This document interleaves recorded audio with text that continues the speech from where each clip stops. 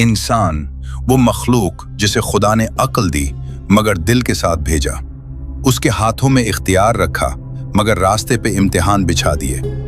इंसान की कहानी खुशियों की नहीं, तकलीफों की कहानी है, क्योंकि खुशी तो सिखाती नहीं, सिर्फ लम्हा बख्शती है, मगर तकलीफ वो तन्हा उस्ताद है जो खुदा के करीब ले जाती है।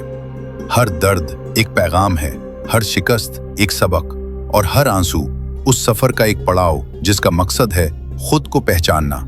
इंसान दुख से भागता है, मगर हकीकत यह है कि तकलीफ ही उसका आईना है। जब सब कुछ छिन जाए तब वो देखता है कि दरअसल उसके पास क्या था। वो जिस खुदा को आसमानों में ढूंढता है, वो खुदा तो उसके अपने सीने में है। कभी कोई हादसा उसकी आंखें खोल देता है, कभी कोई जुदाई उसके दिल को खुदा के करीब ले आती है, और फिर एक लम्हा आता है जब इंसान समझता है कि तलाश दरअसल खत्म नहीं होती, बल्कि ये खुद जिंदगी का दूसरा नाम है। वो रोता है मगर वही आंसू उसके ईमान को धोते हैं। वो ठोकर खाता है मगर वही गिरना उसके दिल को नरम करता है।